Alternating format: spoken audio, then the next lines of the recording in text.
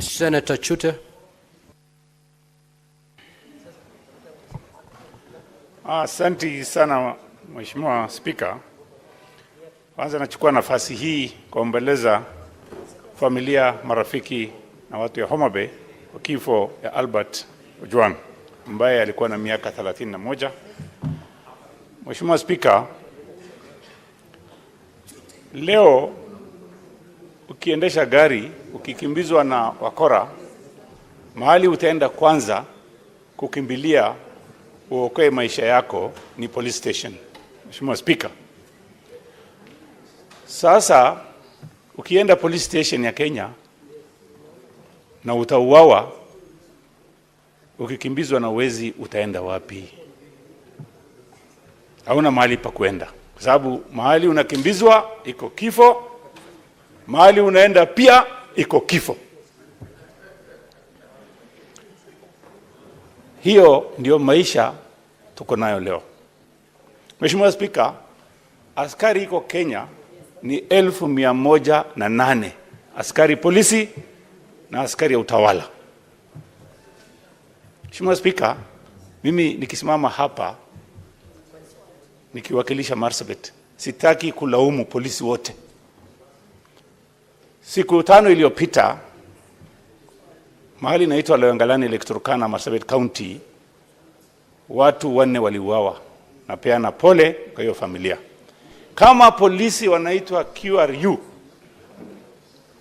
Quick Response Unit, hawajafika huko, saa hizi watu karibu 100 wamekufa. Nataka kupongeza polisi vile walifanya kazi hapo. Mheshimiwa Spika, miaka ya 1990 leo Governor Orengo alikuja mbele yetu. Yeye alikuwa juu ya Toyota Stout akitafuta constitution mpya. Na kama siku angekufa, hiyo constitution hatungepata. Kwa hivyo ni mzuri serikali ivumilie kelele ya wananchi na Gen Z. Mheshimiwa Spika, nataka kusema hivi. Kuna watu wanasema kuna broad based government na wanataka kulaumu Rais Mheshimiwa Ruto. Kama wewe uko kwa hiyo serikali, kwa nini unalaumu Ruto? Wewe umeingia kwa serikali, uko ndani, kwa nini unasema Ruto, Ruto, Ruto? Si ufanya kitu hata wewe, kwa sababu umeingia kwa serikali, umepatiwa waziri, umepatiwa pesa, umepatiwa kitu mnataka zote mnapata. Usikae huko ndani halafu unajifanya kama uko nje. Ukiona mambo mabaya unalaumu serikali. Ukiona mambo mazuri unasema tuko kwa serikali. Waacha ku double deal. Kaa ndani ama kaa nje. Ukikaa ndani waacha kulaumu serikali.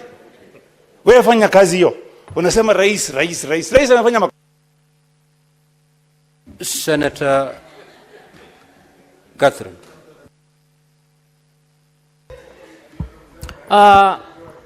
Thank you, Honorable Speaker, for this opportunity to speak. Speaker, this matter is grave. And this matter is painful for those of us who are mothers. Albert was about the age of my son, and Albert shares a name with my husband. And I have just learned Albert is a young man I have worked with when I served as chair of the ODM Elections Board. Mr. Speaker, what has happened is serious. And in my view, if not taken seriously, it may very well be the last straw. And I think we need to take this seriously. And honorable colleagues, even as we commend, even as we plan, Honorable Speaker, can you ask Omtata and Kajuang to tone their voices? Even as we plan to call the IG, honorable colleagues, I want to ask you, is IG capable of investigating this case? I don't think he's capable of investigating this case. Mr. Speaker, I think the DIG need to do this country a favor. He needs to resign. As the first step of showing respect to the family of Albert Ojwang, the DIG needs to resign. He doesn't even need to go through the process of being fired. Mr. Speaker, secondly, I don't think the IG is capable of investigating this case because it is his number 2 who was supposed to be a complainant over a freedom of expression issue.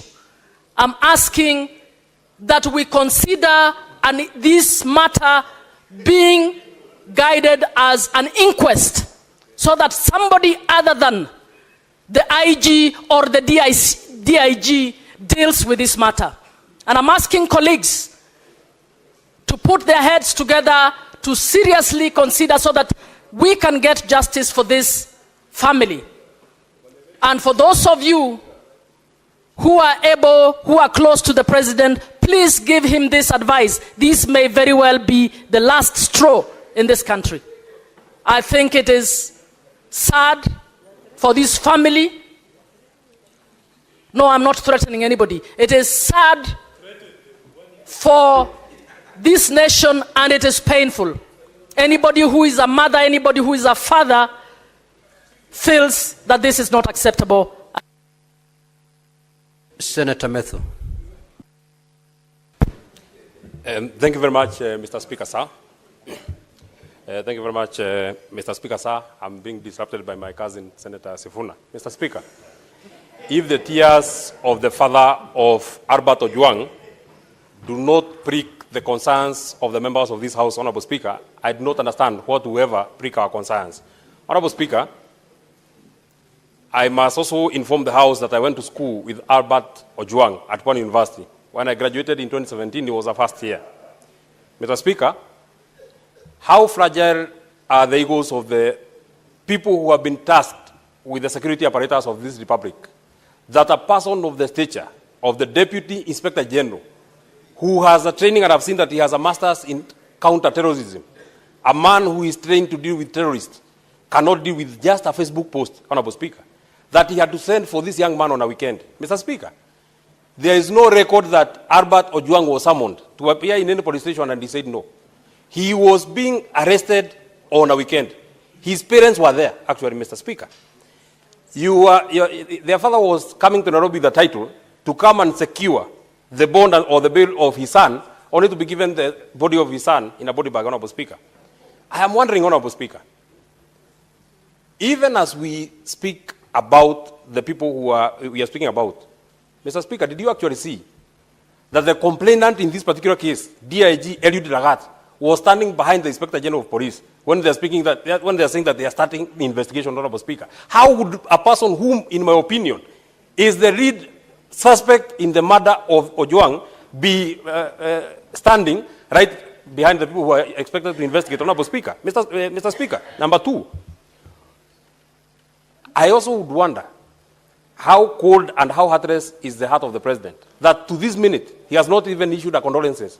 Everything is running on in the country like nothing has happened, Honorable Speaker. We have not even seen the condolence message of the Minister of Interior. If the president wants the young people to actually believe that he loves them, as he has been saying, Honorable Speaker, he must crack the whip on this person, Eliud Lagat. And I would ask, Mr. Speaker, who is this person that is protecting Eliud Lagat? How powerful is Eliud Lagat that he has or can commit a crime of this magnitude, Honorable Speaker, and continue serving as the Deputy Inspector General of Police, Honorable Speaker? Even as we require them to come to the House, him should have done this country a favor by resigning. In a democracy that is working, Honorable Speaker, Eliud Lagat cannot and should not be serving as the Deputy Inspector General of Police, Honorable Speaker. Finally, the life of Ojwang is as important as the life of Ongondowere, Honorable Speaker. In 2 days, the PS for Internal Interior was giving an update of what has happened, including the arrest of suspects. Senator Isaboy.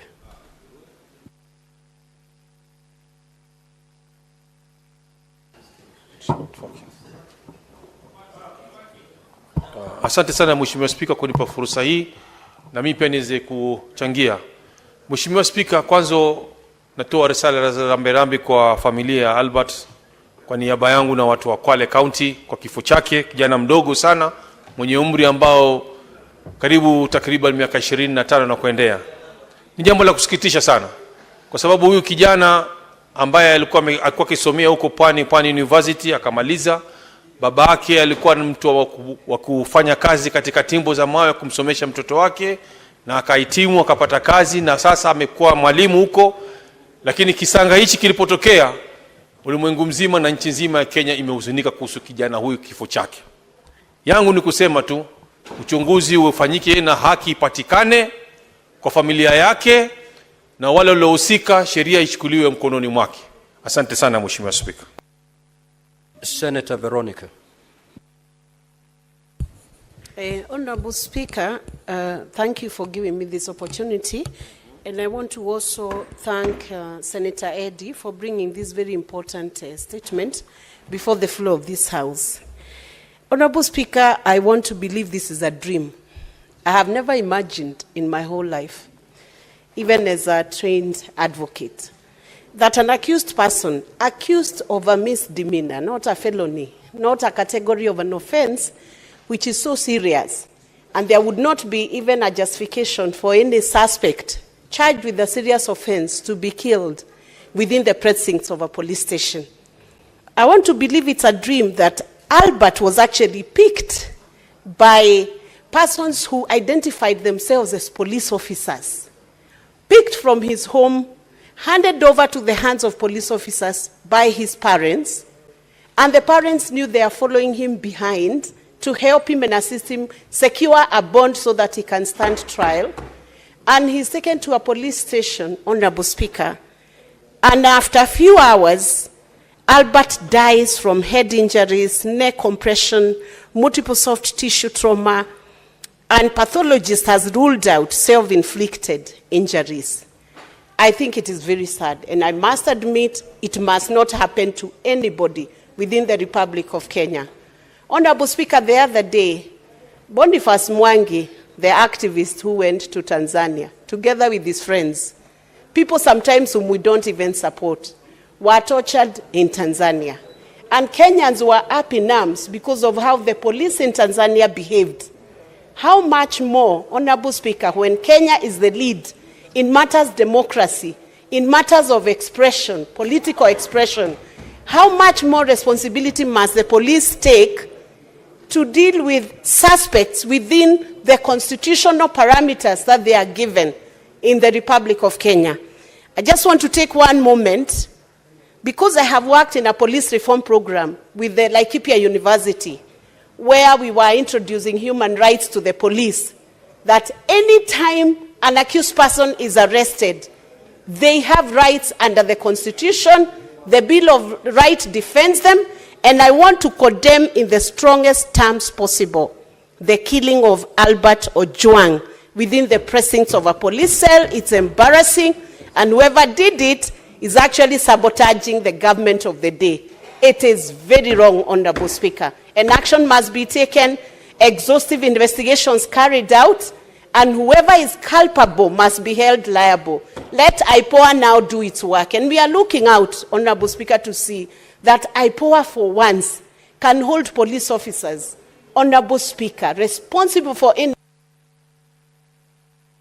Senator Beatrice Akinyi. Honorable Speaker, a country that kills its young people is a country that kills its future. Honorable Speaker, just the last 1 week, I was here as a proud leader from Homa Bay County. And Honorable Speaker, I shared with this House our happiness from the celebration of Madaraka in Homa Bay County. But this morning, Honorable Speaker, I asked myself, was this the celebration we had in Homa Bay County on the 1st of June, Honorable Speaker? Is this the aftermath of what we've gotten from that celebration? Honorable Speaker, even all the developments we counted and I counted here is not equal to the life of one young man called Albert Omondi. Honorable Speaker, this morning as I was having breakfast, just a brief breakfast with my son, I saw a young man shed tears over this death, Honorable Speaker. And my son preciously asked me, Mom, why do we as a country make 2 steps ahead and then we make 5 steps going back? Honorable Speaker, I want to ask the President that, Mr. President, who is this who is keen on tarnishing the image of this country? Are you not able to deal with that person? And Honorable Speaker, I've had a number of politicians make statements since the death of Albert, and a number of them are sorting themselves across the board. I want to tell them, Mr. Speaker, sir, that over this, keep your sentiments away because a life has been lost. Yes. Honorable Speaker, I speak as a parent. Why are we on some of these seats, including any seat anybody has, if we cannot face such challenges? Honorable Speaker, let us allow our young people to grow. If you cannot fathom any challenge, Honorable Speaker, don't go for any seat. But the President must just address this, Honorable Speaker. I think it is by design that after the celebration of Madaraka in Homa Bay, somebody wants us to just shed some darkness in this country. Honorable Speaker, let us move forward. We have been told of a young man who could have committed suicide. This is the only country where we saw a... Senator Karungo Tsangwa. Thank you very much, Mr. Speaker. I'm equally sad, Mr. Speaker, as we discuss this issue of a lost soul. But one, Pastor Martin Niemoller from Germany said, Mr. Speaker, first they came for the socialist. I did not say anything because I was not a socialist. Then they came for the trade unionist. I did not say anything because I was not a trade unionist. Then they came for the Jews. I did not say anything because I was not a Jew. Then they came for me, and there was no one to speak for me. Mr. Speaker, as a country and as the Senate, we are all affected. We are all affected, not just as a nation. We are affected as people who have been entrusted to take care of the people, Mr. Speaker. Even the government pathologist who has been going through or conducting postmortems on such cases has even been affected, Mr. Speaker, saying a relative brought on a table for him to check what killed him, Mr. Speaker. I think as a country and as this Senate, we must give an ultimatum, Mr. Speaker, that by 25th June, Mr. Speaker, if this Senate has not done anything, if this Lagat DIG has not resigned, Kenyans should come out on 25th as a Memorial Day to come in large numbers, Mr. Speaker, and deal with whoever, Mr. Speaker, is not doing what it's supposed to do. Because, Mr. Speaker, the police who have been mandated to take care of Kenyans, they are quick to act on some useless issues, Mr. Speaker. Today, as we speak, there is a police officer by the name Samido. Samido, who is a musician, who was granted a leave to go to America.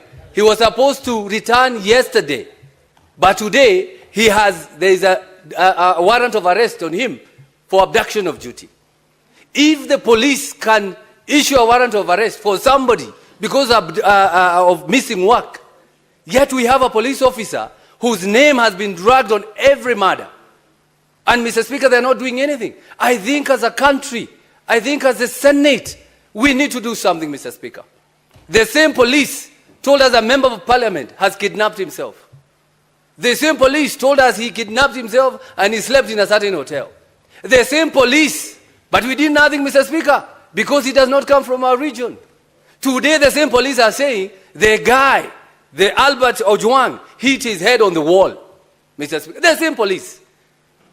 At least we can say we're here now discussing issues because we have been all affected by the death of Albert Ojwang, Mr. Speaker. Senator Kavindu.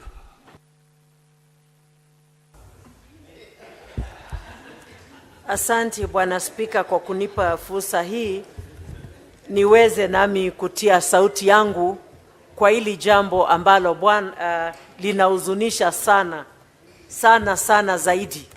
Na kwanza niwape wazazi wa huyu kijana pole zangu. Bwana Spika, kila mzazi utarajia kuzikwa na mtoto wake. Hakuna mzazi hata mmoja utarajia kuzika mtoto. Na hii Bwana Spika inaleta uchungu sana kuona watoto wetu wanauawa kama ndege. Mwaka moja ikifika tarehe 25 mwezi huu tutakuwa tumefikisha mwaka tukikumbuka jinsi wetu walipouawa. Bwana Spika, nilikuwa kwa hili bunge na nilitoka pale nje tukatembea tukaenda kule Bunge Towers. Bwana Spika, experience ya 3 hours Bunge Towers ilikuwa kama mwaka mzima. Kila nikisikia bunduki nalia tu nilikuwa nasikia tumbo yangu inatoka, maana mimi ni mama. Na hiyo bunduki ilikuwa inapiga mtoto. Sasa tunaongelea mtoto ambaye ameuawa na watu ambao wanastahili kuwa wanalinda kila mwananchi katika hili taifa.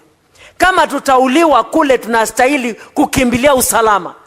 Basi tutapata usalama wapi Kenya hii? Ni kuonyesha taifa letu limeanguka kabisa. Na mimi naita president wa hili taifa, Bwana William Samuel Ruto, tafadhali simama kama president. Na sasa hivi kama si jana uongee kuhusu huyu kijana. Na wale ambao wamesababisha watendewe kile wanastahili kutendewa. Kwa sababu hatutanyamaza watoto wetu wakiendelea kuuawa. Sasa wakikufa wote tutabakia na nini kama taifa? Vijana ndio wenye nguvu, ndio wanaweza kuendelesha taifa. Tukizidi kuwaua ni wapi tutapata wengine wa kuendelesha taifa hili? Mimi nasema hivi, kama mtu yoyote amefanya makosa, kuna koti, apeleko kotini ahukumiwe. Kama ni kufungwa afungwe, kama hakuna hatia aachiliwe. Lakini kuuawa, hii jambo ninakashifu kabisa, kwa sababu hakuna haki ya mtu kupoteza uhai wake bila sababu yoyote. Na niyo mtoto peke yake ya wazazi wake. Hawa wazazi labda hata umri wao hawaruhusu tena kuwa na mtoto. Watapata mtoto wapi? Hata kama watalipa fidhia, hiyo fidhia watalipwa hailinganishwi na huyo mtoto. Na tunaomba haki itendeke hata kwa jinsi walipokufa kwenye taifa hili. Senator AC Okenyuri. Asante sana Bwana Spika kwa kunipa nafasi hii. Kwanza ningependa kutoa pole zangu kwa familia ya marehemu Albert Ojwang. Ni kisa ambacho kimenisikitisha mno Bwana Spika.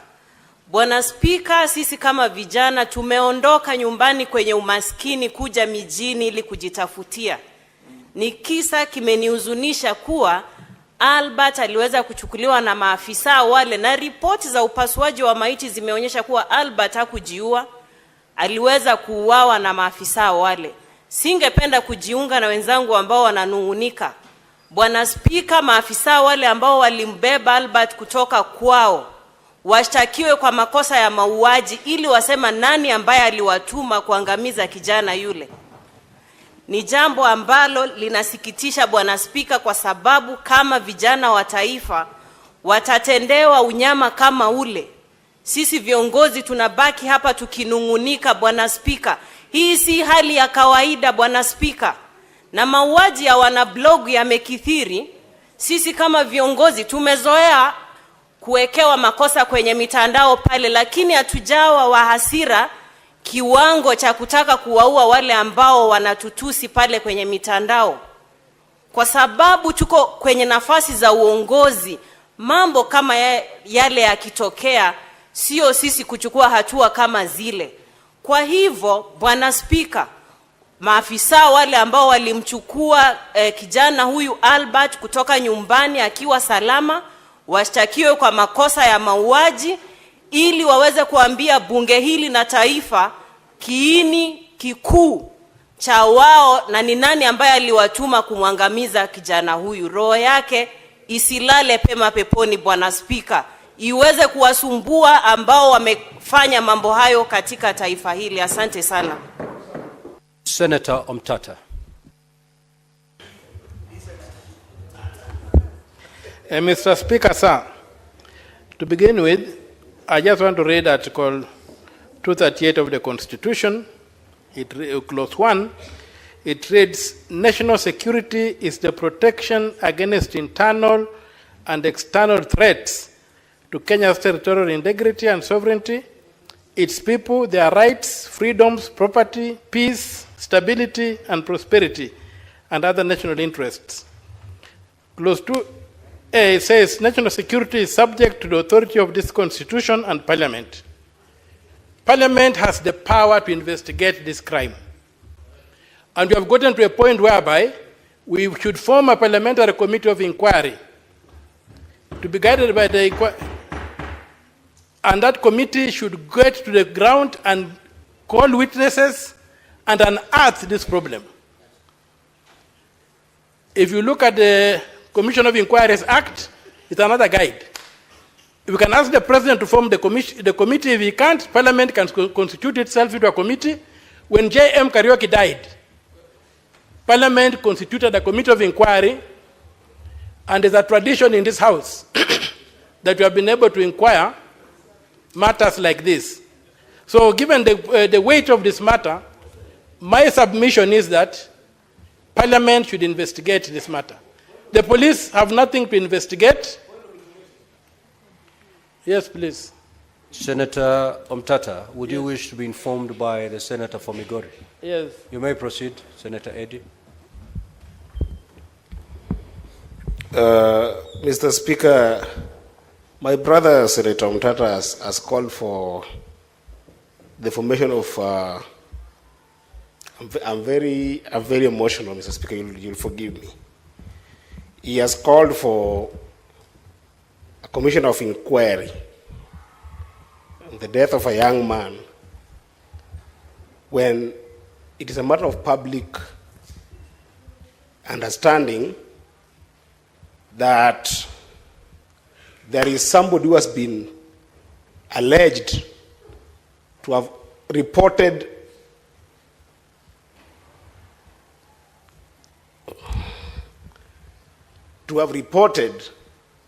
that Ojwang had published something about him. How does the justice system work, Mr. Speaker? How does it work?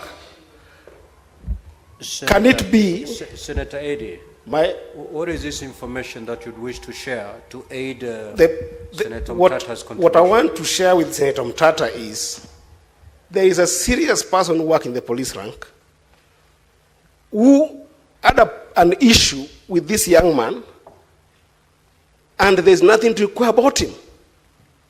At the very least, let the young people in Kenya see that at least this person is behind bars, or at least has written a statement for which can form a basis for any kind of inquiry. There is nothing to inquire about a DIG who had an issue with this young person, Mr. Speaker. What is there to inquire? Senator, and is the one who sent for him, Mr. Speaker. What is there to inquire? Senator Eddy, I've given you some latitude because we wanted to know, to understand the information you wanted to volunteer.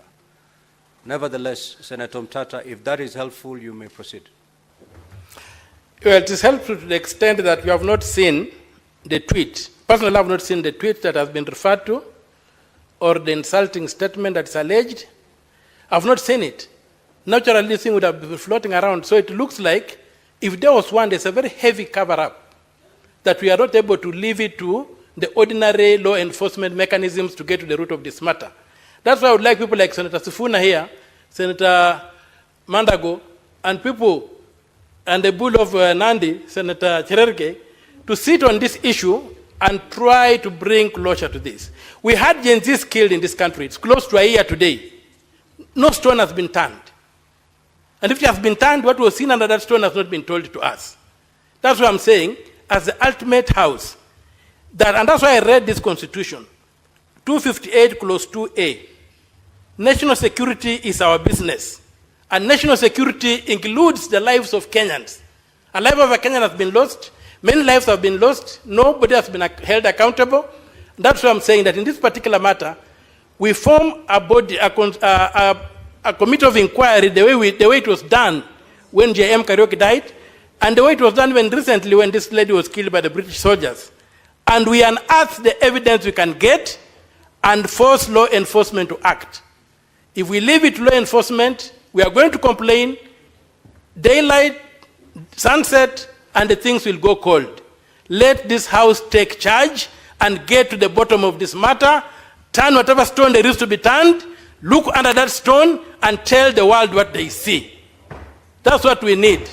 Otherwise, we are going to end up nowhere. They are going to sanitize this thing and it's going to disappear. This was a murder. We even have information this guy was taken to Central Police Station when he was bleeding. We would like these people to have a forum where they can come and tell us what they saw without fear of being victimized. That's why I'm asking for a parliamentary commission of inquiry. Thank you, Mr. Speaker. Senator Nderitu. Asanti Bwana Spika kunipa fursa hii. Kwanza kabisa nataka kuleta risala zangu za rambirambi na watu wa Laikipia kwa familia ya Albert Omondi Ojwang. Na nimpongeze Seneta wa Migori Eddie kwa kuleta taarifa hii kwa sababu wakati huu Bwana Spika, kwa nchi nzima kuna tanzia kwa sababu ya kumpoteza kijana barubaru. Kijana ambaye alikuwa ana maono. Bwana Spika, na hii imekuwa ni kama kawaida kwa sababu inaonekana watu wanaongea na polisi, maafisa wa usalama wamezoea. Watu wataongea, watanyamaza. Bwana Spika, nasema hivi kwa sababu kuna taarifa ambayo tungetaka kujua kile ambacho kilimuua padre ambaye anaitwa John Maina Ndegwa wa Boyman. Vile vile taarifa kuhusu padre ambaye anaitwa Alois Cheriot Bet. Lakini Bwana Spika, ikiwa taarifa kama hizo huwezi kazipata, wanajua ya kwamba hata huyu kijana ambaye tayari tunaambiwa ya kwamba na maafisa ambao